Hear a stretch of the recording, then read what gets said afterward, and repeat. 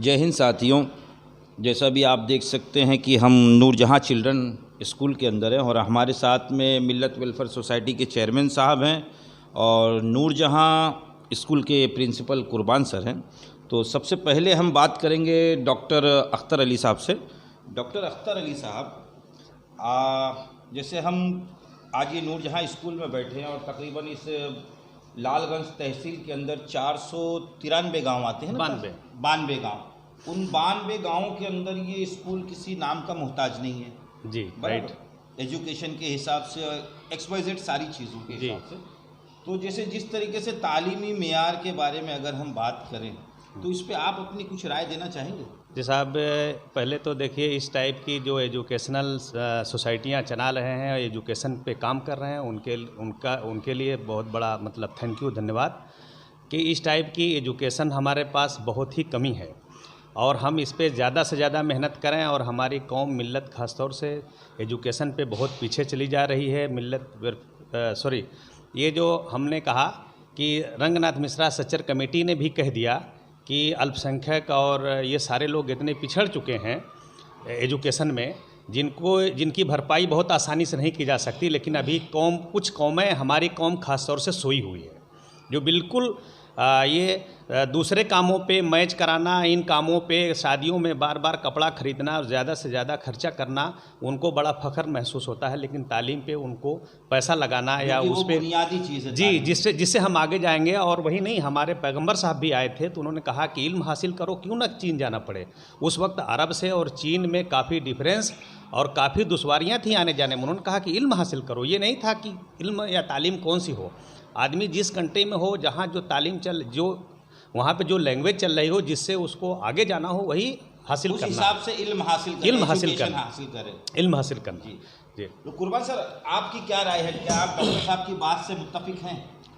देखिए, हम जो है डॉक्टर साहब की बात से पूरी तरीके से मुत्तफिक हैं, लेकिन नूरजहाँ चिल्ड्रन स्कूल के एक प्रिंसिपल की हैसियत से एक एजुकेशन के बारे में जो हमारा ओपिनियन है वो ये है कि देखिए, शिक्षा, संस्कार, जी, इन तमाम चीज़ों पर अगर हम बात करें तो देखिए, शिक्षा जो है बच्चों का बुनियादी हक है।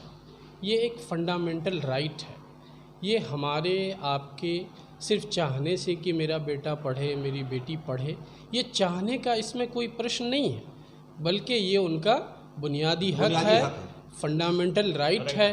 अब उसमें जो आज सबसे ज़्यादा जो प्रॉब्लम मैं देखता हूँ एजुकेशन सेक्टर में, कि एक सही विज़न नहीं होना, शिक्षा का व्यवसायीकरण होना, ये तमाम चीज़ें हैं जो, और साथ ही साथ में बड़े अफसोस के साथ ये कहना पड़ता है कि आज़ादी के इतने बरसों बाद भी आज भी जो है एजुकेशन के में जो बेदारी, जो अवेकनिंग, जो जागरूकता चाहिए थी वो दिखने को नहीं मिलती है। उसका मैं आपको कुछ एग्जाम्पल के तहत अभी बता रहा हूँ डिटेल में। सबसे पहले तो शिक्षा जो है एक फंडामेंटल राइट हो गया बच्चों का, इसे हमें देना ही देना है। और जब हम शिक्षा की बात करते हैं तो वहाँ पर संस्कार भी आता है। शिक्षा जो है संस्कार के बगैर अधूरा है, दोनों एक दूसरे के जुड़ा है, एक दूसरे के पूरक हैं। और इसके लिए देखिए, सिर्फ संस्था को ब्लेम करना या संस्था को ही उसका पूरा उत्तरदायित्व देना गलत होगा, बल्कि ये शिक्षक, संस्था और जो पेरेंट्स हैं, जो हमारे गार्जियंस हैं, उन सबों का एक मिला जुला जो है रिज़ल्ट है। जैसे फॉर एग्ज़ाम्पल हम संस्कार की बातें करते हैं, यकीनन आज के डेट में एक मॉरल एजुकेशन जो है एक सब्जेक्ट के रूप में स्कूलों में इंट्रोड्यूस किए जाते हैं। हम बच्चों को जो है आए दिन असेंबलीज़ में, क्लासरूम में एक सब्जेक्ट के रूप में, जनरल डिस्कशन के रूप में हमेशा उस पर हम बातें करते हैं। लेकिन हम इसमें उसके बावजूद भी हम बहुत ज़्यादा कामयाब नहीं हो रहे हैं, चूँकि समाज में जो संस्कार का जो लेवल है वो दिन ब दिन गिरता जा रहा है। इसके कहीं ना कहीं प्रिंसिपल ऐसा भी है कि ये मेरी अपनी ज़ाती सोच है कि आज बच्चों के तालीमी मेयार के अंदर अगर देखा जाए तो उनके घर वाले भी जिम्मेदार हैं स्कूल। जी, मैं वही कहने जा रहा था। स्कूल के अंदर मैंने देखा है कि अगर कोई उस्ताद, कोई टीचर्स अगर बच्चों को जरा सा डांट देता है तो उसके पेरेंट्स पहुंच जाते हैं स्कूल में वो सवाल करने के लिए कि मेरे बच्चों को क्यों डांटा। देखिए, इसमें जो है मैं वही कह रहा था कि गार्जियन का जागरूक होना, जैसे हम संस्कार पर बात कर रहे थे, अब हम अपने बच्चों से या अपनी बीवी से, पति पत्नी अगर एक जगह बैठ कर के अपने बड़े भाई या पास पड़ोस के किसी के बारे में ख़िलाफ़ बोलते हैं, उनके बारे में या समाज के किसी के बारे में हम गलत बातें करते हैं, अगर हमारा बच्चा वहाँ पर मौजूद है तो इसके नेगेटिव जो है इफ़ेक्ट उन पर पड़ेंगे।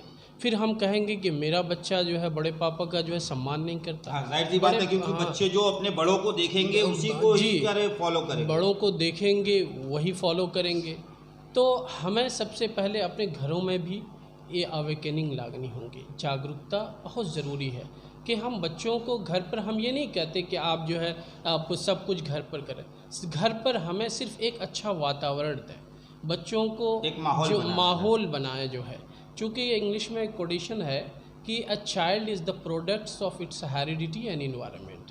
हम और आप भी जानते हैं कि जो जिस परिवेश में रहता है उसके छाप उस पर दिखने को पड़ते हैं।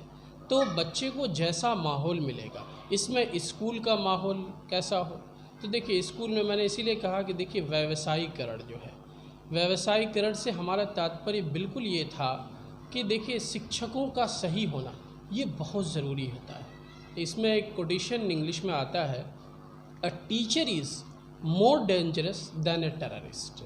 एक आतंकवादी कुछ लोगों की हत्याएं करता है, अगर एक शिक्षक सही नहीं हो तो वो कई जनरेशंस को खराब कर देता है। तो इसमें जो मैंने इसीलिए कहा कि एक संस्था प्रमुख के रूप में मैं जो एजुकेशन को देखता हूँ, सबसे पहले कि ये बच्चों का राइट है, उसे हमें देना है।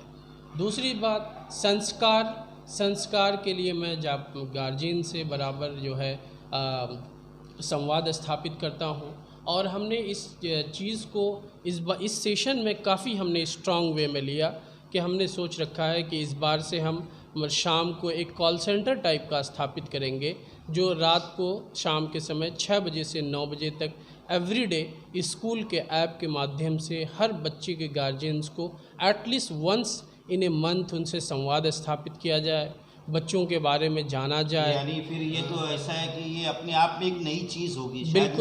बिल्कुल एक नई चीज़ होगी, चूँकि ये बहुत ज़रूरी है कि आज इतना गार्जियन बिज़ी हैं, जबकि हम बहुत रिसोर्सेज से बहुत आसान हो गए, आज के डेट में किसी से संपर्क करना बहुत आसान है, लेकिन अफसोस के साथ कहना पड़ता है कि गार्जियन जब एक बार एडमिशन करके चले जाते हैं, अगर ऑनलाइन फ़ी पेमेंट का ऑप्शन हो तो वो ऑनलाइन फ़ी पेमेंट कर देते हैं, लेकिन जल्दी टर्न अप नहीं होते हैं अपने बच्चों के बारे में जानने के लिए, क्योंकि उनको चाहिए कम से कम हफ्ता 15 दिन में एक बार स्कूल का विज़िट ज़रूर करें। देखिए वही हमारे प्रोडक्ट्स हैं, वही हमारा भविष्य है, वही हमारा कल है, तो इसको समझना होगा। इसके लिए जागरूकता लाने के लिए हमने सोचा कि हम ये खुद पहल करते हैं कि कम से कम महीने में एक बार सभी गार्जियन से संवाद स्थापित किया जाए, बच्चों के बारे में जाना जाए कि भाई बच्चों का घर पर कैसा रोल रहता है। अच्छा, हमें इससे गार्जियंस के बारे में भी पता चलता है कि भाई वो किस प्रकार से बच्चों के साथ अपने आप को इन्वॉल्व रखे हैं। तो ये जो आप जो ऐप का बोल रहे थे, ये कब से लॉन्च करने ये ऐप इसी सेशन से आपका लॉन्च होगा, ये 1 अप्रैल से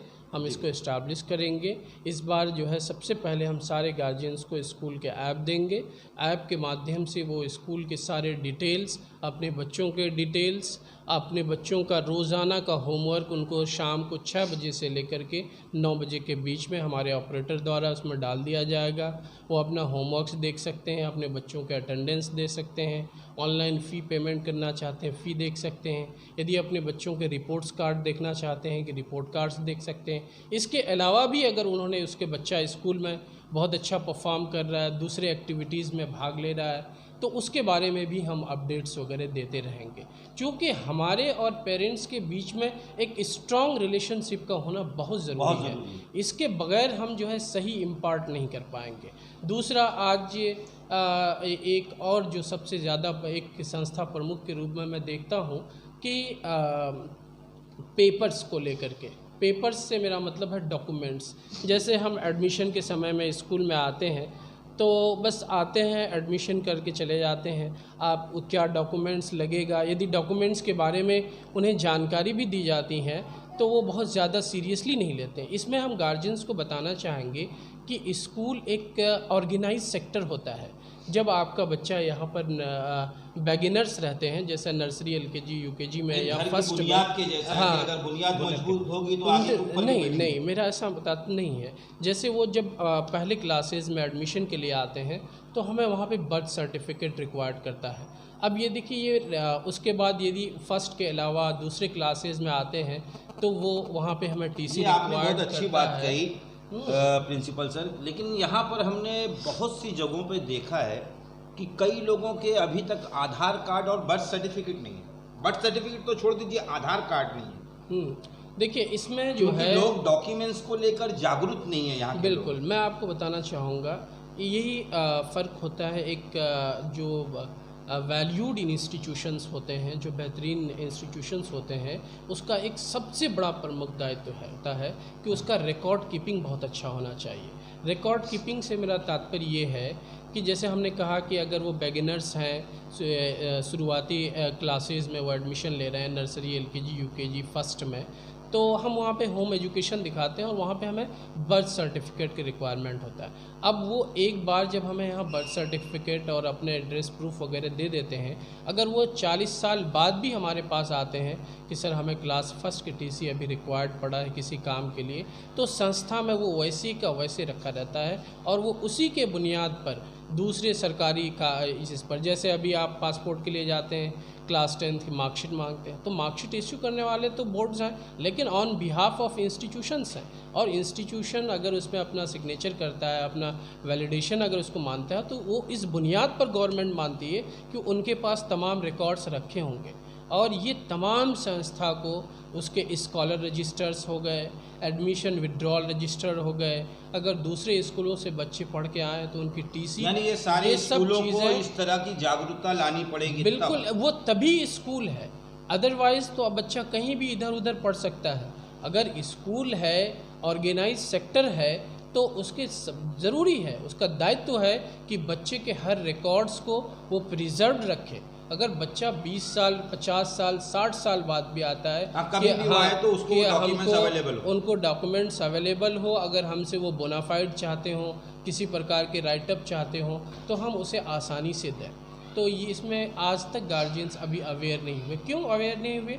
क्योंकि हमने इसके लिए कभी फोर्स नहीं किया, हमने जागरूकता नहीं लाया कि भाई ये टीसी क्यों ज़रूरत है, बर्थ सर्टिफिकेट क्यों ज़रूरत है। तो इन तमाम चीज़ों को मैंने कहा कि अवेकनिंग अभी बहुत ज़रूरी है, और अवेकनिंग के लिए जो है गार्जियन से संवाद स्थापित होना ज़रूरी है। और नूरजहाँ चिल्ड्रन स्कूल का इस साल का हमने सबसे प्रायोरिटी में रखा है कि पेरेंट्स से संवाद स्थापित हो। तो जैसा अभी आपने देखा, हमारे साथ में 2 लोग थे, जो नूरजहाँ स्कूल के प्रिंसिपल और मिल्लत वेलफेयर सोसाइटी के चेयरमैन साहब। और प्रिंसिपल साहब ने ये बहुत ही अच्छी बात कही कि अपने आप में एक ये नई चीज़ ईजाद कर रहे हैं कि ये ऐप के माध्यम से अब सीधे घर के पेरेंट्स से राब्ता करेंगे और बच्चों के बारे में कि उनके बच्चों के अंदर भी जागरूकता आए और पेरेंट्स के अंदर भी जागरूकता आए। और ये पहल इस स्कूल से हो रही है और हम ये चाहेंगे कि ये पहल हिंदुस्तान के हर एक स्कूल के अंदर अगर हो जाए तो माहौल हमारे स्कूल का, घर का और हमारे बच्चों का, जो इस देश का भविष्य है, तो कितना बेहतर होगा ये हम सोच सकते हैं। आप लोगों का बहुत बहुत धन्यवाद सर।